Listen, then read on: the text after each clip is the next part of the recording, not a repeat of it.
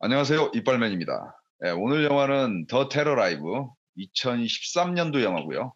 배우 하정우예요. 원맨쇼에 가까운 영화이기 때문에 하정우를 얘기 안 할래 안 할 수가 없을 것 같습니다. 보통 이제 배우 기획사나 연예 기획사에서 배우들 프로필을 가지고 있는데 그 프로필에 보면 배우들 등급이 나와요. 근데 그 등급으로 놓고 봤을 때 가장 상위에 있는 걸 이제 뭐 A급, B급 뭐 이렇게 가겠지만 그 A급 위에 있는 거, 더블 A급 위에 있는 거, 가장 상위에 있는 게 트리플 A급 배우인데 우리나라에서는 제가 알기로는 4명입니다. 송강호 씨, 그다음에 최민식 씨, 그리고 이병헌 씨, 그리고 하정우 씨입니다. 보통 이 4명을 트리플 A급, 네. 가장 개런티가 비싼 한국 영화 배우죠. 그러다 보니까 이 사람의 뭐 연기력이나 이런 부분에서는 사실 뭐 이론의 여지가 없는 뭐 대한민국 대표 영화 배우입니다. 정말 배우라고 부를 수 있는 사람들 중에 하나고 금방 나열했던 트리플 A급 배우들 중에서 가장 나이는 어려요. 의외로 나이가 어립니다. 19년생이 지금 41세니까. 이제 본격적으로 경력을 시작하게 되는 영화가 용서받지 못한 자인데 보통 이렇게 대중들은 보통 많이 알고 있는 건 그 추격자에서 그 사이코패스 역할을 하면서 대중들은 뭐 많이 알게 되고 사실은 역주행을 해서 용서받지 못한 자에서 뭐 상도 많이 받았다 이렇게 알고 있는데 왜 그런 게 있어. 각 해마다 한국 영화를 휩쓰는 독립영화들이 한 편씩들이 있어. 네. 영화제부터 해서 뭐 우리가 다들 뭐 얘기되면 뭐 올해는 이런 영화다. 뭐 작년 같은 경우에는 뭐 그거였지. 작년 같은 경우에는 미스백 같은 영화들. 근데 음. 사실 영화 잘 안 보고 이런 사람들은 그게 뭔지 모르거든. 근데 윤종빈 감독의 2005년에는 윤종빈 감독의 용서받지 못한 자가 바로 그런 영화였어. 영화 매니아들 사이에서는 그때 윤종빈 감독하고 같이 쌍으로 해서 이 하정우 배우가 굉장히 그때 인정받았었고 명배우로 이렇게 딱 떠올랐었고 최고의 연기력으로 치는 영화가 비스티 보이즈거든. 근데 네. 이건 너 나름 좀 본 사람들이 좀 있을 거야, 그지? 근데 여기에서 그 호스트 마담의 그 역할은 그냥 그때 진짜 그 지금은 이제 조금 나이가 좀 먹어서 근데 우리나라 양아치 연기의 거의 투탑. 유승범과 네. 그 유승범의 그 양아치 역할과 그다음에 이 호스트 여자 털어먹는 호스트 역할의 양아치 하정우의 연기는 진짜 한국 투탑이다. 그중에서도 진짜 나는 개인적으로 왜 비스티 보이즈에서 나왔던 하정우의 그 연기가 지금 하정우의 전체 연기 경력 중에서 난 제일 마음에 들어. 제일 마 재밌었어. 마동석의 힘도 좀 크지 않았나요? 그치. 거기에서 맞아. 그때만 해도 사실 아, 마동석 배우도 안 사실은 알려진 거의 상태죠. 안 알려진 상태였기 때문에 이 마동석이 그 마담 끌고 와가지고 막 하정우 막 연락해잖아. 근데 거기서 그 찌질하게 막 어, 왜냐면 이거 때리는 사람도 체격이 음, 있고 해야 때리는 그 보는 음. 맛이 있는데 왜 체격 그런 거 있는 애가 있잖아. 제대로 때려주니까. 왜 그런 거 있잖아. 막 이쪽에서 하면 막 때릴 것 같으면 막 무서워가지고 막 쩔다가 막 고개 돌리자마자 너 일로 와 이 새끼야 막 이런 거 있잖아. 음. 양아치들 막 하는 거. 그 연기를 너무 잘했어. 그리고 나중에 여기서도 먹방이 되게 유명한데 마지막 시퀀스가 그 엔딩 시퀀스에서 걔가 이제 일본으로 애들이 다 도망가거든. 그래서 일본에서 네. 호스트 짓을 하잖아. 네. 근데 거기에서 이렇게 막 꼬치 같은 거나 이런 거 먹으면서 하는데 그때도 이 먹방이 꼬치 먹으면서 막 나중에 그 일본 언니들 이렇게 보내고 음. 공사 쳐가지고 돈 뜯어낸 언니 딱 보낸 다음에 그다음에 자기들은 막 뭐 먹으면서 달달한 게 땡기네 이러면서 그 연기 압권이었어. 하정우의 그래서 모든 그 연기의 핵심적인 걸 비스티 보이즈에서 다 보여줬다. 나는 개인적으로 이렇게 평가하고 그다음에 누구나 다 아는 그 사이코패스 연기를 거기서 추격자에서 나와서 뭐 역대급으로 해냈고 그리고 이제 그 다음에 뭐 황해 그 사실은 그 이 뒤로는 뭐 다들 잘 알잖아. 뭐 워낙 여기서부터는 뭐 워낙 대스타가 됐기 때문에 전혜진 씨가 여기서 나오는데 대테러 뭐 경찰 팀장으로 나오는데 여기서는 좀 캐릭터가 조금 난 단선적이었던 것 같아. 뭐 다른 내면을 가지고 있는 것보다는 일본 영화 같은 데 보면 나오잖아. 일본 영화에 보통 나오는 캐릭터들 항상 좀 다르잖아. 전혜진 씨 연기 잘하는 배우잖아. 근데 그거에 비해서 조금 비중이나 그 역할 자체가 좀 평면적이었다. 내가 여기서 잘 보는 건 김소진 배우야. 그 하정우의 원래 전부인으로 나오는데 김소진 배우가 이 이후에 알겠지만 이 배우가 뜬 건 더킹이지. 더킹에서 그 검사 역할로 나오면서 빵 떴잖아. 근데 이때까지만 해도 거의 무명이었지 뭐. 하나 몰랐을걸? 나도 몰랐어. 저는 더킹 이후에 마약왕으로 마영학에서도 중요한 역할로 나오다 부인으로 나오잖아. 그지? 네, 어, 부인으로 하면서 저는 알았어요. 음. 근데 나는 느낌상으로 더킹 때 사실은 뭐 조인성 배우하고 이렇게 나왔는데 알잖아. 뭐 조인성 배우 연기 좀 그런 거. 그래 가지고 나왔는데 여기서 인제 검사 같은 검사 역할로 나오는데 너무 잘하더라고. 그래서 한국 영화에서 약간 그런 얘기들이 있거든. 뭐가 있냐면 그 왜 전문직의 역할을 여자 배우를 잘 안 시켜. 예 아직까지도 우리 사회라는 게 그 인식 자체가 아직까지도 남아 있는 게 뭐냐면 전문직 뭐 의사, 변호사 뭐 그런 역할들을 이렇게 할 때는 뭔가 이렇게 신뢰성이 있어야 되잖아. 그런 거는 여성보다는 남성 역할을 많이 써 왔는데 근데 이 김소진 배우가 그걸 어느 정도 깬 사람 같아. 특히 더킹에서 이렇게 나오면서 그 검사 역할을 여자 검사 역할을 너무 잘해서 전혀 이렇게 그 카리스마를 완전히 이렇게 제압하는 걸 이걸 딱 보여주면서 아, 뭐 이제 이 전문직을 믿고 맡길 수 있는 배우가 나왔다 이렇게 된 것 같아. 그래서 어. 뭐 그 뒤로도 뭐 의사 이런 역할로 많이 나오잖아. 지금 뭐 훌륭한 필모를 써가고 있는 배우고 뭐 여기에서도 역할도 난 좋았어. 그래서 진짜 김소진 배우 어떻게 보면 여기서 발견이다 그렇게 볼 수 있을 것 같아요. 김소진 배우의 그 전문직 여기서 이제 여기서부터 이제 기자 그 프로필로 해서 시작하는 거니까. 네. 그래서 여기서부터 출발이다 이렇게 볼 수 있을 것 같아.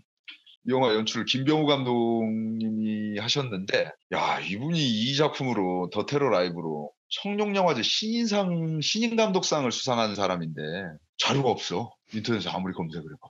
말이 돼? 아니 더 테러 라이브가 이거 굉장히 이거 성공한 영화거든. 이게 350만인가? 아니 500만 이거 넘어갔잖아, 그치? 네. 500만 500 넘어간 500만 영화잖아. 넘었어요. 어, 500만 넘은 영화고 당시로는 흥행자 감독에다가 그 다음에 나중에 그걸로 좀 안 되셨네. 재작년인가? 그 PMC 벙커 네. 그거 했잖아. 그 작품 네. 했는데 그 작품이 좀 폭삭하는 바람에 그때도 하정우 배우 써가지고 썼는데 더 테러는 제작비가 35억인데 35억인데 수익이 381억이네요. 야 10배 벌어졌네. 35억 들여서 381억을 벌었으니 10배도 더 벌었네. 이렇게 제작사에 돈을 많이 벌어준 감독인데 아니 이 사람 필모가 없다는 게 그리고 지금 사실은 한국 영화계에서 사실은 청룡영화제는 가장 권위 있는 상이야.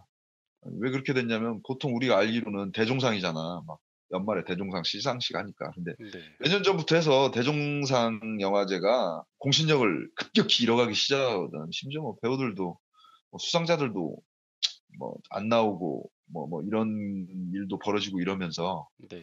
그리고 인제 자체적으로도 사실 또 문제도 많았고 예전에 보면 작품상도 이렇게 수상했을 때도 뭐 구체적인 작품을 좀 말하기는 뭐 하겠지만 좀 문제들이 많이 있었어. 그래서 지금 권위가 급격하게 실추됐다. 그리고 그 빈자리를 지금 차지하고 있는 게 청룡영화제인데 청룡영화제에서 그러니까 신인 감독상을 땄다는 건 진짜 그 핫한 감독이고 사실은 저기 왜 네이버나 나무위키 같은 데 검색해 보면 단역 배우들도 다 프로필이 나오는 데 비해서 이런 감독이 김병호 감독 같은 흥행 감독 아무런 필모가 없다는 건 너무 대우를 안 해주는 게 아니냐 한국 영화계가 문제 있는 거 아니냐. 이제 김병호 감독은 자리를 그렇게 잡은 것 같아. 뭐냐면 좀 약간 한국의 좀 액션 영화랄지 더 테러 라이브도 그랬고 그 뒤에 이제 PNC 벙커도 그랬는데 좀 긴박하면서도 음. 이런 스타일로 자기의 장르를 구축해 나가는 것 같아. 근데 영화를 많이 찍는 편은 아닌가 봐요. 더 테러는 2013년이고 PMC 더 벙커는 5년 후에 찍은 거니까. PNC 벙커를 준비를 오래 했겠지. 그럼 이제 영화를 좀 얘기해 볼까? 난 이런 영화를 되게 좋아하는데 이게 좀 연극적인 영화라고 볼 수가 있어. 그 말이 무슨 말이냐면 한 공간 보통 영화라는 거 이렇게 로케 장소가 여러 군데잖아. 이게 네. 또 영화의 장점이고 그래서 스펙타클한 보여줄 게 되게 많은 그런 장르가 영화인데 이 영화는 사실은 공간을 그 방송국이라는 하나의 공간으로 상정해 놓고 그 안에서만 일어나는 일을 영화한 거거든. 그쵸. 마포대교랑 두 개밖에 안 나오죠. 그렇지. 이제 뭐 마포대교는 이제 바깥 사정으로 해가지고 나오는 거고. 그래서 이제 상당히 영리하게 찍은 영화다. 어, 음. 영리하게 찍었고 그만큼 제작자들한테는 제작 비용을 감독이 아껴줬으니 얼마나 이쁘겠어. 지금 10배나 돈을 벌어다 줬는데. 그래서 좀 연극적인 영화가 될 수밖에 없던 영화였다. 그렇게 보고 이 비슷한 영화가 그 폰부스 같은 영화, 폰부스 알지?